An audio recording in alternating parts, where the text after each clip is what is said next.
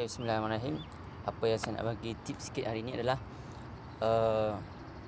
saya sebagai hanya insan biasa ingin kongsikan sebanyak mana kita buat bisnes dan macam-macam buat bisnes, tak kira apa sahaja kejayaan maupun kegagalan yang pernah kita lakukan dalam bisnes, ingat satu perkara, dalam hidup ini perlu ada handbrake. Perlu kita ada handbrake dalam hidup supaya kita ingat hidup ini bukan sekadar hidup, tetapi hidup ini adalah untuk kehidupan seterusnya. Kehidupan setelah kematian. Itu adalah kehidupan yang sesungguhnya.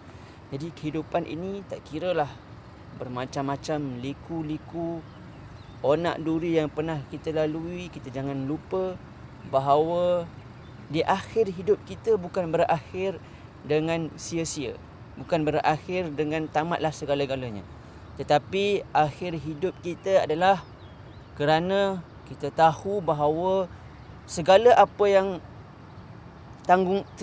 diberikan oleh Allah Subhanahu Wa Taala, segala tanggungjawab yang diberikan oleh Allah kepada kita sebagai manusia, sebagai hamba Dia dan sebagai khalifah, pemilik bumi, khalifah sebagai makhluk di muka bumi ini, makhluk yang paling indah, makhluk yang paling special. Jadi ketika itulah kita akan dipersoalkan balik apa yang telah kita lakukan di dunia, berapa banyak yang kita lakukan, berapa banyak kita belanjakan, semua itu akan diperhitungkan semula. Semua itu akan diperkirakan semula. Termasuk diri saya. Saya bukanlah orang yang alim, saya bukanlah orang yang bijak pandai, saya bukanlah alim ulama, saya bukanlah cendekiawan, tetapi saya ingin berkongsikan kepada kawan-kawan bahawa saya pun baru belajar dan saya ingin belajar sesuatu supaya saya dapat beringat untuk diri saya sendiri dan juga kepada orang lain bahawa apa yang kita buat semua akan dipertanggungjawabkan, semua akan dibalas semula.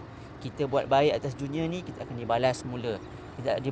Kita buat buruk, kita buat baik kepada, kita buat jahat kepada orang, semua itu akan dibalas semula. Jadi tak kisahlah berapa banyak kau dah belanja orang, tak kisahlah berapa banyak kau dah tipu orang, semua itu tak kisah, dapat kat dunia dapat kat akhirat pun dapat.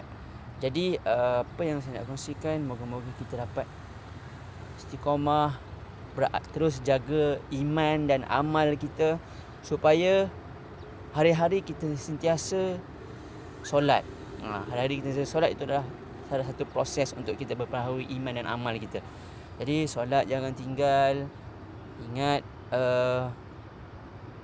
hormati mak ayah kita.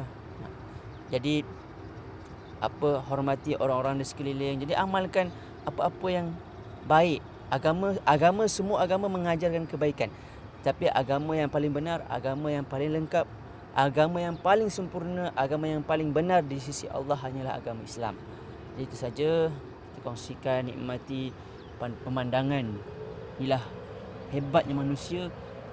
Sampaikan inilah Kuala Lumpur. Okey, hebatnya manusia, mereka dah buat macam-macam kat Kuala Lumpur ni. Jadi ini adalah satu keindahan alam di bukit. Okey. Boleh fokus tengok. Okey. InsyaAllah, alhamdulillah.